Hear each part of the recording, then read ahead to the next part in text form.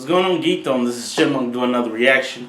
This time I'm reacting to ViniiTubes, I think that's what they're called, ViniiTubes, list for the top 10 most anticipated new anime of 2021. I am looking forward to some new anime. There were some good ones I did like from this year, which included Rent a Girlfriend. It was okay. It was a whole bunch of things I thought would have been better with it, but it was I did like that one. So it was pretty cool. Still trying to catch up on a couple different ones, but I'm always looking forward to some new anime because there's nothing wrong with some good new anime or some returning seasons and stuff like Attack on Titans. I'm looking forward to that.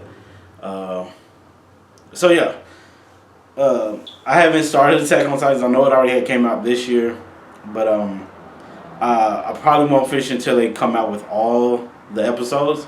That's when I will end up watching it. And yeah, there's not that many episodes. I think it's only like 2.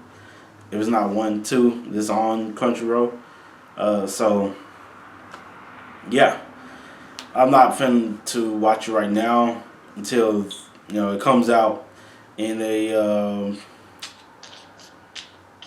I know it's supposed to be fewer episodes. I forgot how many they said they was doing. If it was like 10 or 8, something like that. I forgot how many they did.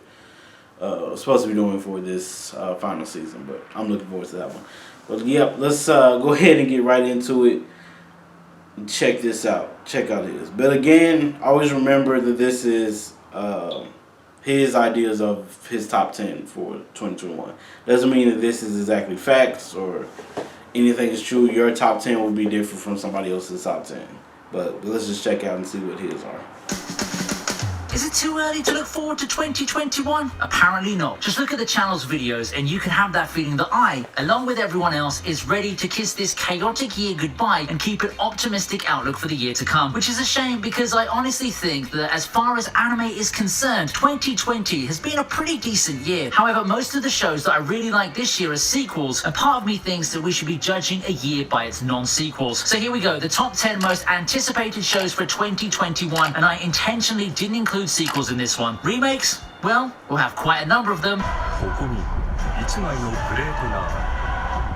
The remakes just keep coming this year with the next 2021 title, Spriggan. Nope, this isn't a fantasy story about mythical creatures, despite what the title might suggest at first glance. This is why I was surprised when I first checked the title out and saw that Spriggan is actually more of a military title, and what an engaging one it seems to be. The legendary Noah's Ark has apparently been found in Turkey. Such a legendary artifact would be a hot commodity, and the Americans are on the way to grab hold of it in the name of global supremacy. However, standing in their way is the special organization called Spriggan. Anime teams up with Gene, but their mission isn't an easy one. Nothing's ever easy if it requires overcoming the psionic powers of the American Colonel McDougal, the Pentagon, or Spriggan. Who will come out on top? So who's up for some sci-fi military action this 2021? This title was actually a late 90s movie and the themes really showed. Nonetheless, I'm curious as to how the story will unfold this time as a 2-episode ONA. Despite having no exact release date yet, we should be getting something soon like enough. the old ways of doing it, so it might be pretty funny.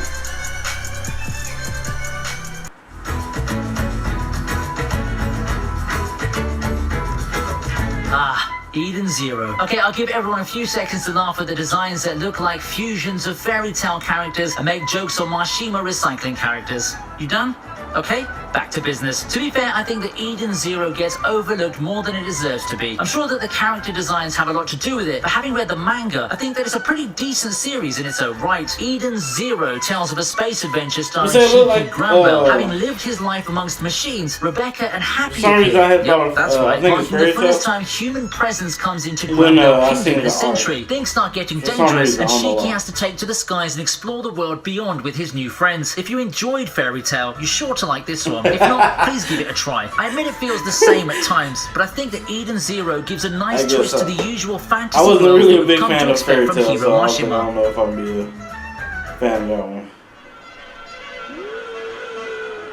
cult classic Uzumaki is finally getting an anime adaptation, and it's coming this 2021. Is it just me, or is this one of the most popular horror manga recently? Even now, I still see some discussion on it, and I still see the physical copies of the manga in my local bookstores. The staying power is just amazing, considering Uzumaki is a 90s manga in a genre that's not exactly too mainstream in the anime and manga world. Then again, can you expect anything less from the master of horror himself, Junji Ito? Uzumaki tells of a town that's been plagued with a curse. It's a curse involving spirals, something that Kirei Goshima seems to take note of. After all, the curse strikes near to her, afflicting her father, who sets off a series of horrific events, often involving spirals and snails. Still wondering what the hype's all about for Uzumaki? Well, 2021 is your friend, and you can finally see what the talk is all about.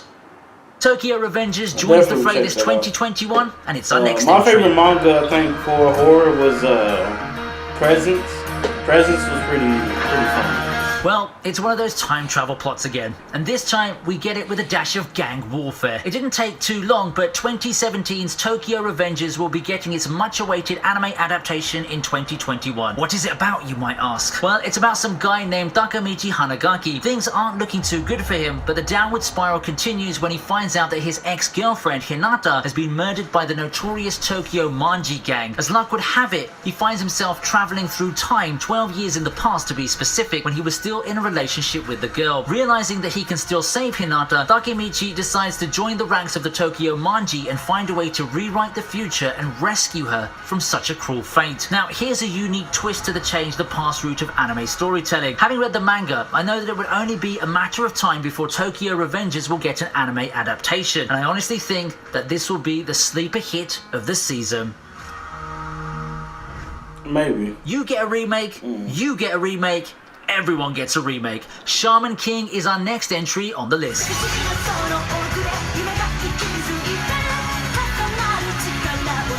I've never seen We've officially Shaman clocked King. in at 3 remakes so far, and this is the biggest and most recognizable one by far. Shaman King, after nearly 2 decades, is finally set for a remake this 2021 that looks to set the course right after what happened in the 2000 series. This time the series is marketed as being one that will follow a manga, something that the original series failed to do after around 20 episodes in. I dare say Shaman King is one of the pioneers in the whole supernatural battle manga genre. You see, every 500 years, one such tournament is held which pits shamans against each other in a tournament where its winners get the power to reshape the world as they choose. Our protagonist, the carefree and easygoing Yo Asakura, finds himself becoming partners with the ghost of a samurai, and in the process begins his foray into the shaman fight and the world of the spirits, looking to claim victory and becoming Shaman King. I'm sure that I'm not the only one who has this title as a childhood favorite, and I really wonder how it matches up now in 2021. After all, the anime landscape has changed drastically in the span of 2 decades, ironically reflecting one of the themes of the series about change and adapting to the times. Will Shaman King's remake be a big success? Only time will tell.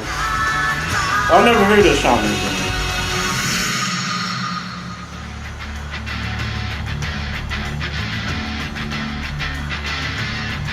We have the house husband. We head close to the top 3 territory with the number 4 entry on the list, The Way of the House Husband. Now, this is a rather late edition, but the hype is real. When it got announced just recently, I can clearly recall a lot of my friends getting so excited. Now, what is the series all about, and why is everyone so looking forward to it? Immortal Tatsu is a name that's long struck fear in the hearts of both the law and criminals alike. However, he disappeared and re-emerged as a house husband. Having given up the path of violence, he decides to turn his life around as an honest house husband. Now, we all know where this is headed, and Tatsu finds himself overwhelmed by the new battlefield that he stumbles upon. Misunderstandings, comedy hijinks, and run-ins with his former peers follow him as he tries to adapt to his new life. Now, I can already see why so many people are looking forward to this. The synopsis alone provides so many opportunities for comedy, endless laughs, and truly entertaining moments.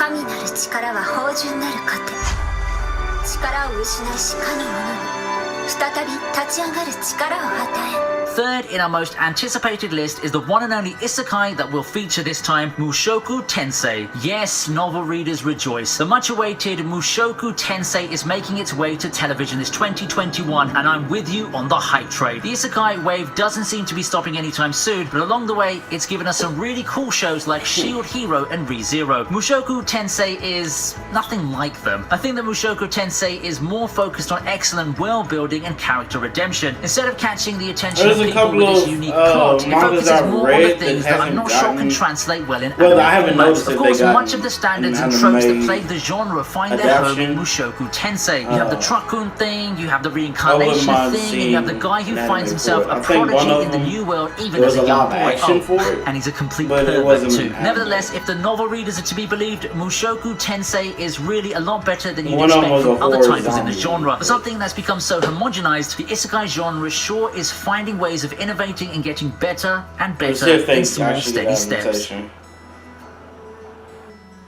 For our second place, we have To Your Eternity. What does it mean to live? What does it mean to be human? These are some questions that we have trouble answering, but what about from the lens of an alien organism? To Your Eternity tries to take a crack at it with its plot. An extraterrestrial being finds itself landing on Earth with the ability to take over the form of things near it. It gains experience in doing so, and while it starts off with lifeless beings, it soon takes the shape of animals and people. In particular, it finds itself taking the place of a boy in critical condition, and under this form, it goes on a journey, seeking new opportunities and looking for other things that can only be experienced through a human lens. To Your Eternity has a lot of people waiting for it, and rightfully so, given its pedigree. After all, it's from the author who brought us A Silent Voice. It's too early to look at how things will unfold in 2021, but as far as I can see, this is probably one of the top contenders for the most artistic and emotional titles of the year.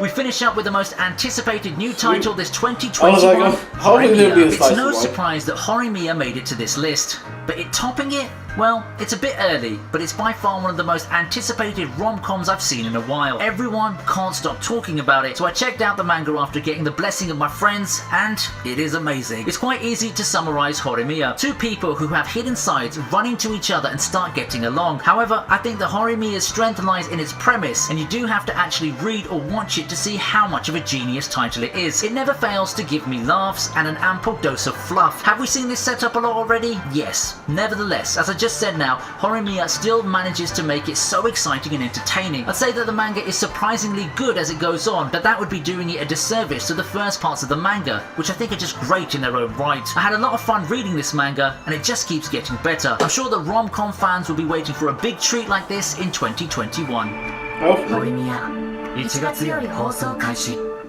Do you think that Horimiya deserves to be at the number one? Alright, so that was ViniiTubes top 10. Yeah, I'm a big fan of slice of life animes.